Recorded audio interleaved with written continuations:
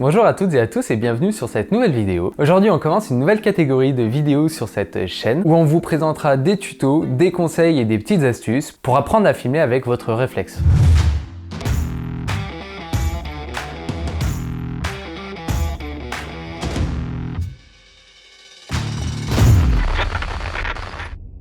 Alors dans cette première vidéo, on va commencer par la base de la base, que ça soit au niveau du matériel, au niveau des réglages ou quoi que ce soit, pour pouvoir créer votre premier film ou votre première vidéo avec un réflexe. Alors juste avant de commencer, un petit disclaimer, je prétends pas du tout connaître tout ce qu'il y a à savoir au niveau de la vidéo, que ça soit sur le matériel ou sur la vidéo en règle générale, puisque moi-même au final j'ai commencé il n'y a pas très longtemps. Mais comme vous avez été nombreux à me demander, je vais partager au travers de ces vidéos tout ce que je peux connaître et que je continue d'apprendre régulièrement sur le sujet. Alors avant de commencer sur cette première partie qui va être le matériel, je tiens juste à préciser que bien entendu, au final, ça dépend toujours de l'utilisation que vous allez avoir de ces vidéos et de ce que vous souhaitez produire avec tout ça. Si c'est juste pour du loisir comme ça ou du reportage ou quelque chose de professionnel, sachez que ça soit au niveau du matériel ou au niveau des réglages, ça sera peut-être pas forcément la même chose. Donc essayez de bien garder tout ça en tête tout du long de la vidéo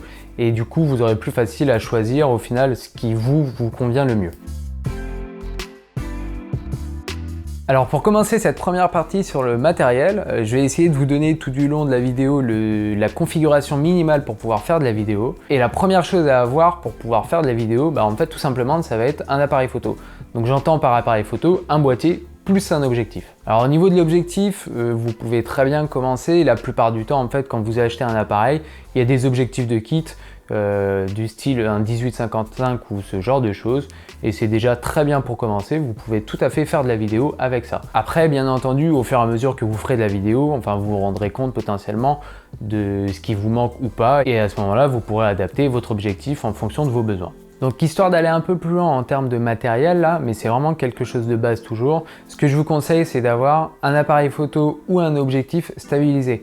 Parce que en vidéo, en fait, quand vous filmez, vous allez très rapidement voir les micro-tremblements et même un très bon logiciel aura du mal à rattraper tout ça. Après, voilà, en termes de stabilisation, bien entendu, vous avez encore du matériel, des stabilisateurs, que ce soit électronique ou manuel. Il existe plein de modèles différents, les trépieds, les monopodes, ce genre de choses. Mais là, ça fera partie d'une autre vidéo parce que là, on aborde vraiment le strict minimum pour pouvoir faire de la vidéo. Il vous faudra aussi une carte mémoire de très bonne qualité avec une grosse vitesse d'écriture pour pouvoir encaisser les informations données par votre boîtier. D'autant plus si vous enregistrez avec une grosse qualité d'image et avec beaucoup d'images par seconde. Alors étant donné que la vidéo c'est pas juste de l'image mais c'est aussi du son et là au final dans la vidéo c'est très important, ce que je vous conseille déjà comme je l'ai déjà dit tout à l'heure, ça va être de définir au final vos besoins sur la vidéo, que ça soit du clip, du reportage ou du souvenir ou ce genre de choses. Je vous conseille au final au niveau du son, c'est d'avoir un micro. Et quand je dis un micro, c'est pas juste le micro interne du boîtier, parce que la plupart du temps en fait il y a un micro interne. Non, là ce que je vous parle, c'est vraiment d'avoir un micro externe que vous allez venir brancher sur la griffe porte-flash de votre appareil et généralement vous avez une petite prise jack à venir brancher sur le côté. Pour commencer et histoire d'avoir un micro externe qui sera toujours de meilleure qualité que votre micro interne au boîtier, j'ai pas toutes les références de micro en tête ou quoi que ce soit et il existe plein de marques différentes et différentes gammes de prix.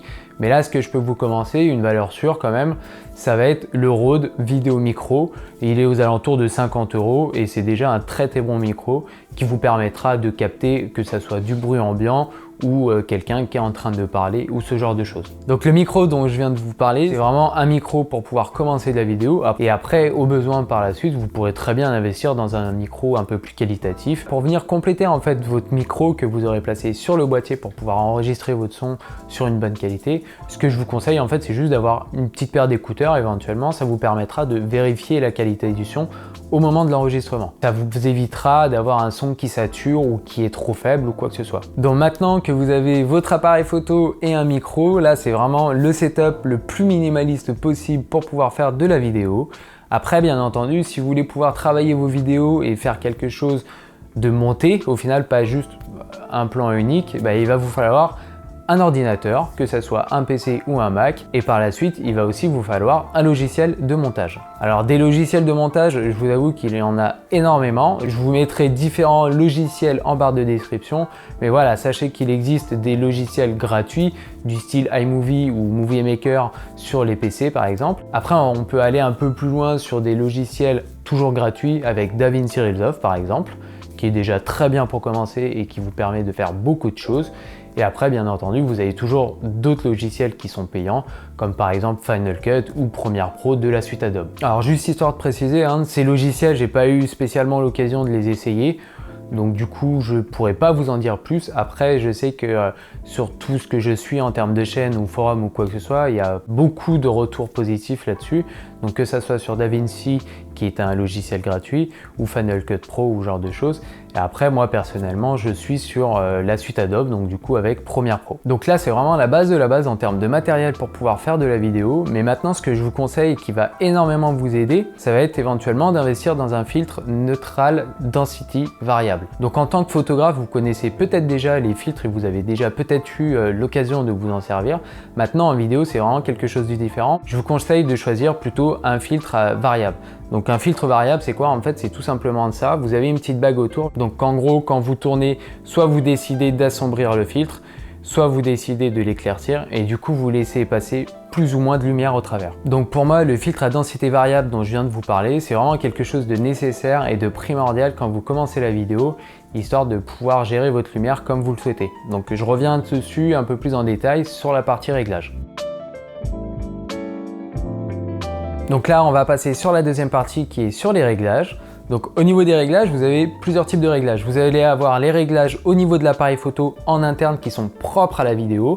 Et après, vous avez aussi les réglages qui sont les réglages au final que vous avez déjà en photo, qui est le triangle d'exposition. Donc au niveau du triangle d'exposition, je ne rentrerai pas plus en détail dans cette vidéo, parce qu'on a déjà les vidéos que Marie-Charlotte a faites. Donc si vous ne les avez pas déjà vues, je vous conseille d'aller les voir. Et surtout, en fait, vous en aurez besoin pour pouvoir comprendre la suite de cette vidéo. Donc pour commencer, une des bases, ça va être d'aller dans les paramètres de votre boîtier pour aller choisir le format de la vidéo. Donc au niveau du format de la vidéo, en fait, vous avez deux types de formats différents. Vous avez le format en PAL, P-A-L, qui s'affiche juste là. Et vous avez aussi les formats NTSC. Alors ces deux formats, en fait, c'est vraiment lié plus à la région dans laquelle vous habitez dans le monde. Donc pour aller un peu plus très rapidement dans les détails, en fait, ce format vidéo, il va correspondre aux éclairages qui vous entourent en fait. Sur les éclairages qui vous entourent, vous avez un taux de rafraîchissement et en fait, si vous n'êtes pas spécialement sur le bon format vidéo, vous risquez d'avoir un espèce de scintillement en fait au niveau de la lumière et c'est pas très beau. Au niveau de ce réglage, en France, on est sur un format PAL. En règle générale en Europe et quelques pays d'Asie comme par exemple la Chine. Et sinon après le format NTSC c'est plus pour les États-Unis ou le Japon. En fonction de l'endroit où vous vous trouvez sur la planète à ce moment-là, il ne faut pas oublier de changer votre format, sinon vous risquez d'avoir ce scintillement dont je vous parle qui viendra en fait totalement gâcher votre vidéo. Alors pour ce deuxième réglage au niveau du boîtier, donc ça va plus être lié comme je le disais à la vidéo proprement et en interne au boîtier. Donc ça va être la qualité de l'image et le nombre d'images par seconde. Alors au niveau de la qualité de l'image, tout simplement, je vous conseille de mettre la plus grosse qualité possible. Comme ça au moins vous n'êtes pas embêté, vous êtes sûr que votre rendu d'image sera bon, voire très bon en fonction de ce que vous pouvez faire. Donc généralement, la qualité de l'image, elle se définit sur les 720p, 1080, 2048 ou 4096. Ça va être le plus haut possible selon ce que vous pouvez faire. Et maintenant, le deuxième élément qui va être à prendre en compte, ça va être le nombre d'images par seconde. Alors le nombre d'images seconde, il va être associé à votre qualité d'image. Vous allez peut-être avoir le choix en termes de nombre d'images par seconde. Donc là, ce que je vous conseille de faire pour commencer de la vidéo, ça va être tout simplement de choisir 25 images par seconde. Donc, généralement, il est indiqué en 25p ou 25i. Alors pourquoi 25 images par seconde? Parce que en fait, tout simplement, au niveau de l'œil, en tant qu'humain au final, naturellement on voit aux alentours de 24 images par seconde. Alors j'ai plus le nombre exact en tête, mais en gros en choisissant du coup 25 images par seconde, vous aurez un mouvement naturel. Donc à la fois vous aurez un mouvement fluide et à la fois en fait vous aurez ce flou de mouvement que vous percevez de façon naturelle avec votre œil. Alors si vous avez la possibilité, mais c'est pas dit que ça soit sur tous les boîtiers, si vous avez la possibilité de choisir plus que 25 images par seconde, éventuellement ça vous pourrez vous en servir si de base vous vous dites que vous chercherez à faire du ralenti ou quelque chose comme ça en en montage logiciel. Donc à ce moment-là, vous pourrez très bien choisir 30, 50, 60, 100 ou 120 images par seconde. Mais pour avoir le mouvement le plus naturel possible, ça va être le 25 images par seconde. Alors maintenant que vous avez fait ces deux réglages au niveau de votre boîtier qui sont vraiment propres à de la vidéo, on va pouvoir passer sur des réglages qui sont un peu plus classiques et qui peuvent s'apparenter à ceux de la photo. Pour vous le rappeler, si vous n'avez pas vu le triangle d'exposition et que vous n'en avez pas encore connaissance, je vous encourage encore une fois à aller voir les vidéos que Marie-Charlotte a faites sur le sujet. Donc au niveau du triangle d'exposition, en règle générale, c'est un peu la même chose qu'en photo. Vous avez votre ouverture, vos ISO et la vitesse, sauf que là, il y a une petite particularité, c'est qu'au niveau de la vitesse, vous allez être bloqué. C'est ce qu'il va falloir faire, en fait, il y a une petite règle à appliquer, tout simplement. Le nombre d'images par seconde dont on a parlé juste avant au niveau de la qualité de l'image, elle va être à multiplier par 2. C'est-à-dire que par exemple, si vous avez choisi le 25 images par seconde, il va falloir passer à une vitesse de 1 sur 50. Si vous avez choisi un plus grand nombre d'images par seconde, et bien tout simplement, vous prenez votre chiffre et vous le multipliez par 2. Par exemple, 50 images seconde, il va falloir passer à une vitesse de 1 sur 100. Alors au niveau de la vitesse, c'est vraiment le paramètre que vous devrez respecter si vous voulez avoir le meilleur rendu possible. Tout simplement parce que si votre vitesse est trop basse par rapport au nombre d'images par seconde, donc c'est-à-dire le double, vous allez avoir un effet de saccade en fait dans votre vidéo. À l'inverse, si par exemple vous êtes trop haut en termes de vitesse, donc par exemple 1 sur 200 pour 25 images par seconde, vous allez avoir un mouvement qui est trop net et qui va faire en fait vraiment bizarre à l'œil nu parce que c'est pas quelque chose de naturel en fait dans la vie de tous les jours. Donc ça c'est vraiment un élément à respecter en fait si vous voulez avoir un rendu d'image vraiment le meilleur possible. Donc maintenant quand c'est occupé de la vitesse, on va pouvoir passer au deuxième point de réglage et là ça va être l'ouverture.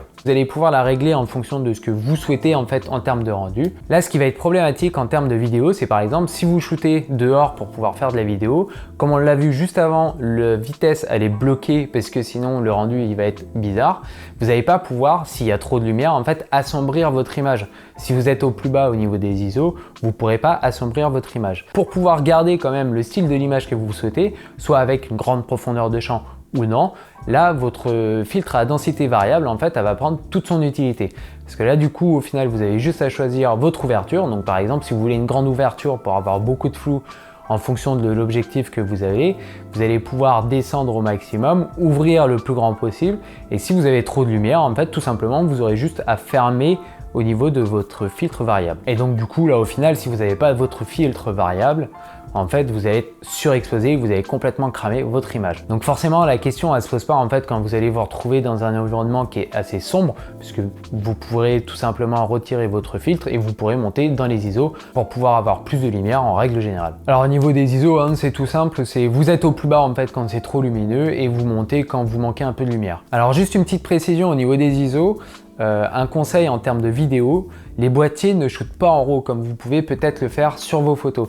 Donc là, ça va être très important de faire attention à votre montée en ISO pour éviter d'avoir du bruit qui apparaît dans votre image. Alors en photo, le bruit il est un peu moins gênant, on va avoir tendance à dire, mais là en fait en vidéo, ce qui va être horrible, c'est que le bruit, en fait, c'est des images, donc en fait, ça va être animé. Donc si vous avez du bruit qui apparaît par exemple dans vos sombres ou quoi que ce soit, au niveau de la vidéo, vous verrez quelque chose qui grésille en fait et ça fera vraiment quelque chose de pas beau du tout. Donc bien faire attention à votre montée en ISO et à l'apparition du bruit dans vos images. Donc histoire de récapituler là au niveau des réglages qu'on vient d'aborder, donc vous avez votre format vidéo, PAL ou NTSC, vous avez la qualité de l'image, le nombre d'images par seconde de votre enregistrement, votre vitesse qui doit être au double du nombre d'images par seconde d'enregistrement, les ISO le plus bas possible pour éviter le bruit et après votre ouverture, vous la gérez comme vous voulez en fonction du rendu que vous souhaitez avoir. Alors maintenant qu'on a abordé ces choses-là, on va pouvoir se décaler sur d'autres éléments qui vont être la balance des blancs par exemple. Alors votre balance des blancs, quand vous êtes en photo, vous pouvez entre guillemets vous permettre de la laisser en automatique et puis votre boîtier généralement il fait très bien l'affaire et puis après vous pouvez de toute façon toujours la rattraper une fois que vous êtes en production de vos images. Par contre au niveau de la vidéo, ça c'est quelque chose qu'il faut totalement bannir. La balance des blancs automatique en fait elle va être horrible parce que dès que vous allez avoir le moindre changement de luminosité ou quoi que ce soit en fait de rayon de soleil qui va passer dans l'objectif ou quelqu'un qui va passer devant, donc du coup ça va produire un peu d'ombre, et en fait votre balance des blancs elle va vouloir corriger, elle va changer du coup en cours de route et ça par contre sur votre vidéo vous allez le voir et puis vous allez passer d'un truc bleu à un truc orange à un truc magenta. Donc là-dessus partez sur une balance des blancs en manuel, vous faites le réglage au début et puis après vous lancez votre vidéo. Alors deuxième élément que je vous conseille de retirer du mode automatique, ça va être la mise au point. Contrairement à la photo, en fait, vous pouvez vous permettre d'avoir une mise au point automatique parce que généralement les boîtiers font très bien l'affaire. Là en vidéo, tous les boîtiers n'ont pas une très bonne mise au point continue. Donc du coup, ce que je vous conseille, c'est de le passer en manuel et puis de chercher à faire votre mise au point en mode manuel. Certes, ça demande un peu d'expérience et un peu de toucher pour avoir votre point au bon endroit, mais au moins ça vous évitera d'avoir votre sujet qui est net une fois, qui est flou l'autre fois parce qu'en fait votre boîtier il n'a pas compris, il a fait le net à l'autre endroit ou quoi que ce soit. Donc tout simplement en fait pour votre mise au point manuel, soit ça va être à l'intérieur directement des réglages de votre boîtier si vous avez par exemple comme moi un Sony A7 III, ou ça va être directement sur votre objectif, vous avez un petit permuteur en fait, AF, EMF, vous le passez en EMF et après vous gérez avec votre bague de mise au point présent sur l'objectif. Dernier réglage que vous allez avoir à faire sur votre boîtier, ça va être un réglage au niveau du volume du son. Donc là, étant donné qu'il s'agit de vidéo et que du coup le son a une très grande importance, voire quasiment plus importante que votre image, ce qu'il va falloir faire attention, ça va être de faire en sorte que votre son ne sature pas. Alors d'où l'utilité en fait d'utiliser un casque tout simplement pour pouvoir vérifier en instantané en fait le volume de votre son et la qualité. Donc il vaut mieux avoir un son trop faible que vous pourrez remonter sur le logiciel de montage plutôt que d'avoir un son qui est trop haut et qui va avoir facilement à saturer parce qu'une fois que votre son est saturé, en fait, vous pourrez plus rien en faire. Donc vous l'aurez compris, au final, les modes automatiques, que ça soit sur les ISO, la vitesse, le son ou quoi que ce soit, il faut complètement les retirer quand vous faites de la vidéo. Donc avant de partir à l'aventure avec votre boîtier et faire vos premières vidéos ou vos premiers films, j'ai encore quelques conseils à vous donner. Alors premier conseil que je peux vous donner, c'est en règle générale, gardez en tête qu'en vidéo, vous aurez moins de marge d'erreur que sur de la photo. Parce que comme je vous l'ai dit, c'est pas du fichier RAW, donc du coup, il faut vraiment faire attention que ça soit sur votre cadrage ou sur la luminosité en règle générale et l'apparition du bruit. Deuxième conseil que je peux vous donner pour faire de la vidéo, ça va être de bloquer vos réglages avant de commencer à filmer ou quoi que ce soit.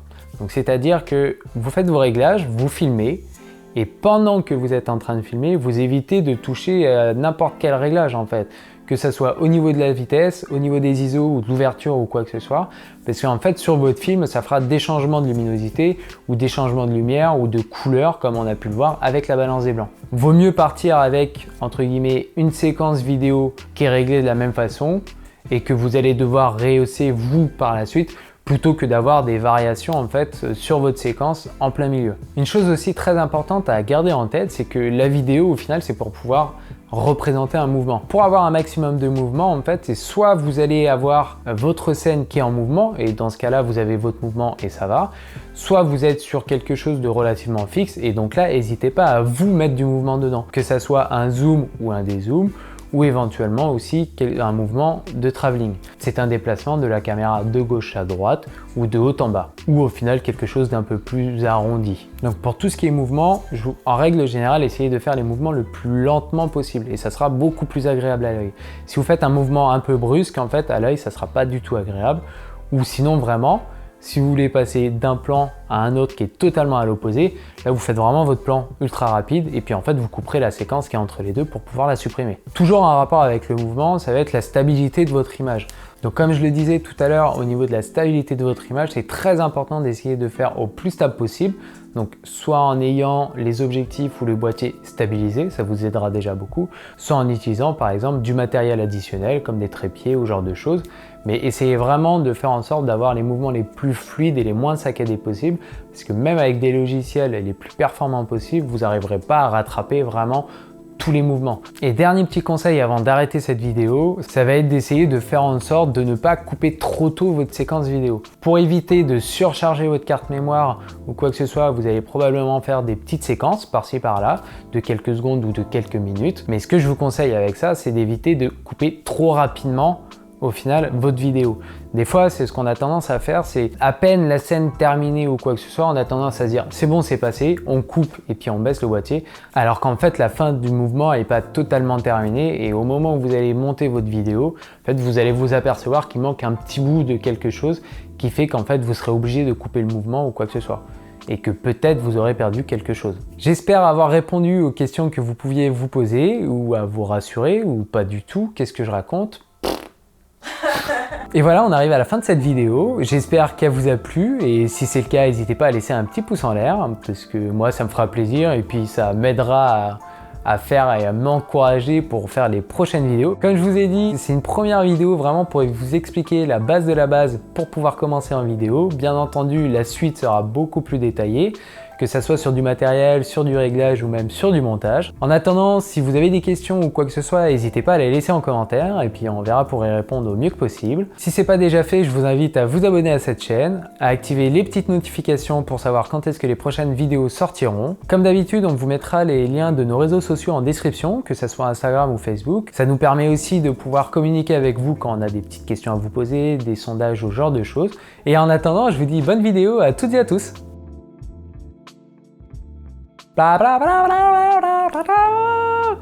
Et en attendant, je vous dis bonne vidéo à toutes et à tous. Du filtre à... Non.